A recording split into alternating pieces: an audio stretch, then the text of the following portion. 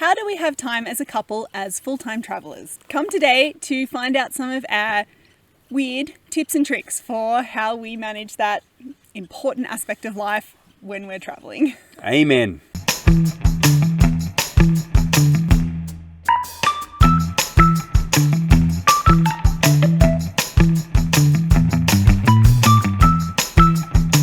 Hi everyone, welcome to our date.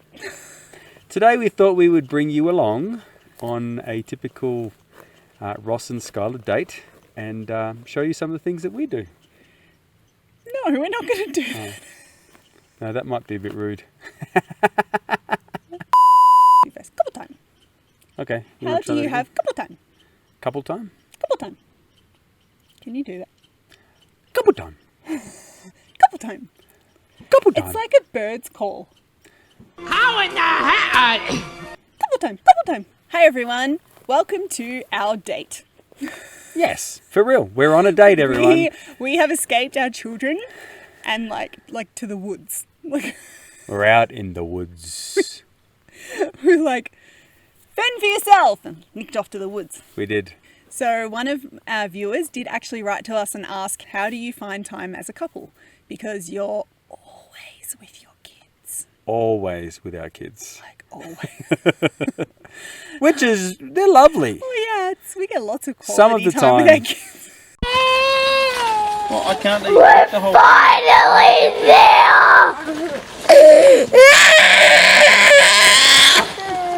I was in the supermarket the other day and I was buying some things. I had my two youngest kids and, you know, they're jabbering away. And often the people that you're in the line with, you know, look very like, oh, they're so cute. And one lady said to me, oh, your children are adorable. And I said, most of the time. That's true. That's about my stock standard answer. As lovely as your children are, they will be adorable at most of the time. But not always. And you So- need to find time to get out and to, you know, recharge the batteries as a couple. And I think if I compare my time now as a traveling family to before when we were just living a normal sedentary life, I think now it's even more important to be able to have that. Don't you think? And we have to get more creative. Yeah. So we'll just talk about some of the things we've done. Okay. Okay, so in the beginning of our travels, we left to Europe for 9 months, and our oldest was 11, almost 12, Yep. and our youngest was like 7 months. We didn't expect to have any time alone. And the people who don't have children, they think they know, don't they? They think they know. They think they know what it means to have children. You have no idea. You have no idea what it's like. But then we went to Strasbourg, which is like the city. It was like the city from my dreams. It was so amazing. And we just so desperately wanted to walk around in the evening, not with kids. Like it was just so, this yearning. I remember it well, actually. And we read that there was this amazing light show on the cathedral, and we didn't feel like our little kids were up to being up so late that night. And so we were like, almost 12-year-old was very responsible. You know, I think initially we're like, okay, we feel comfortable putting them all to bed, making sure they're asleep, and then we'll let our oldest be at home there and leave him a telephone and say, if anything happens, call us. And I don't think we went any more than 10 minutes away from where we were staying. Yeah, we did everything we could to prepare, Yeah. and we made it all safe, and then we were like, best of luck, and Yes. left. Good luck. I remember I was a little bit... We were a bit nervous. Yeah. I was a bit nervous, you know, because you're just not sure. Like, there's lots of what ifs. And, you know, I guess at the end of the day, you've got to weigh that what ifs up with being able to, you know, stay sane and be able to go and have some time together. And it turned out really well. Like, we had the most beautiful date. We got ice cream and saw a light show and felt like adults, Again. separate from children. Yes. It was really, really good. Now, I know not all of you have the circumstance where you have an older child that can help to do that. And so I guess the second thing I wanted to talk about today was in your travels, you will find that some people are willing to watch your children. I remember well that within our first 2 months or month and a half, we had some lovely friends that we've made that offered to do that for us. So in in Salzburg, so we could go out to a Mozart dinner. Yeah, we had it happen like 3 times during 9 months that someone offered to watch our kids. And every time we were like, yes, thank you. Yes, please. Immediately. Salzburg. We went to a Mozart dinner. Yes. Where Ross wore lederhosen. Hungry. We got to go out because some lovely friends from our church offered to watch our kids. And we went on the river on a cruise. I remember that. And then we had... Oh, and we went in the Netherlands. We did. Thank you, friends in the Netherlands. Because they had some kids that babysat. And we went in Italy once because there was a restaurant literally down the hill from our house. And our kids stayed in the house. Yeah. And it was so special that we got to have a date without the kids. Yeah. I think if we didn't, like Ross was saying, if we only had little kids, I would have definitely looked into babysitting agencies for sure. Yeah. Like just to have that occasional getaway. It was, like I said, we did it like 3 or 4 times. The main thing is just looking for opportunities where you could possibly do that. Even if it's just for 30 minutes or an hour where you can step out a little bit. You know, as you're traveling with them all the time, if you stay in that environment and you don't do anything differently, it can just be a way of life, and your couple time just gets thrown by the wayside and you don't end up doing it. Yeah, it can be draining a bit if you're not reconnecting as a couple regularly. Absolutely. So, like, me and my daughter right now are really into the Babysitters Club. So if you can find a Babysitters Club, that's what I would do. Now, if you can't find a babysitter, it's not an option. You can't figure that out. There are some other ways. Absolutely. Absolutely. Okay, number 1, escape to nature. It could be the backyard. It could be. It could be the woods. Behind the backyard. Another way is we frequently have what we now call Walmart dates. Yes.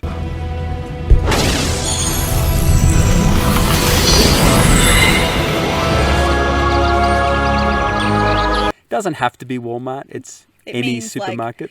So we pretend that shopping for food is a date. Yeah. And this only works because our kids are old enough to leave in the car. That's true.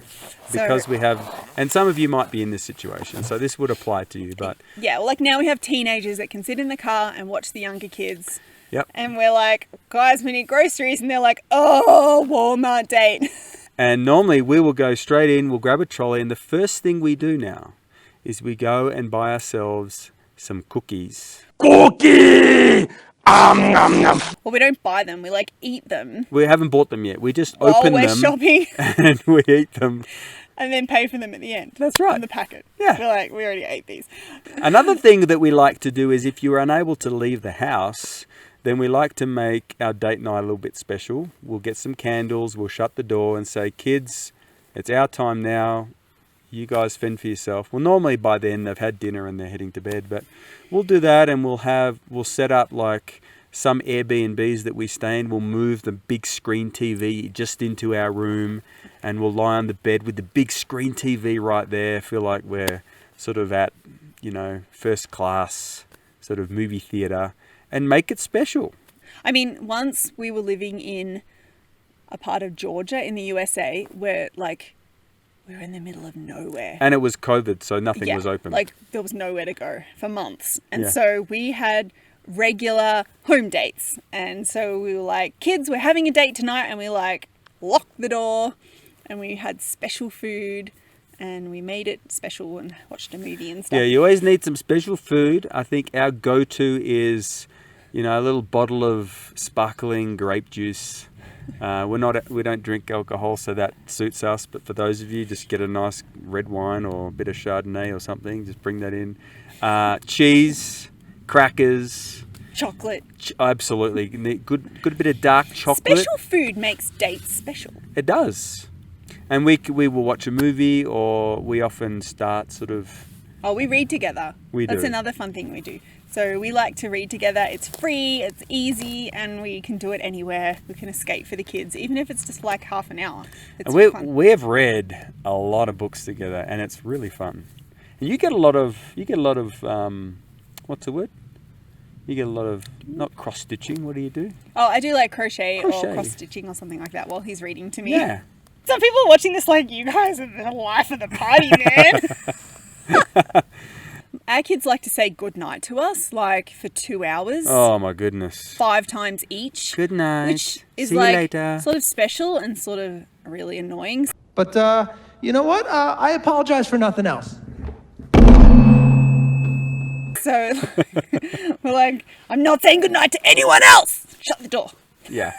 Once you travel and you have older kids, you put them to work and you get to go to restaurants and amazing places all over the world, and it's amazing. That's true. Like some of the places, like we were living in Mexico, the restaurants were the best and they were so cheap. It would cost us like $20 for both of us to go out. I'll never forget once I ate cheese-filled, bacon-wrapped shrimp. I remember that. That was in Mexico. Yeah, it was like cheaper than buying a McDonald's meal or something. It was amazing. But you do. I mean, I think if you're in this for the long haul and you have some younger kids, be patient because there'll be a time that they grow up. And then they'll owe you. That's not what I was going to say. You are able to have a lot more freedoms, and it's been fun to be able to do that. You might, our children, they like payment for babysitting in the form of like a teen movie night.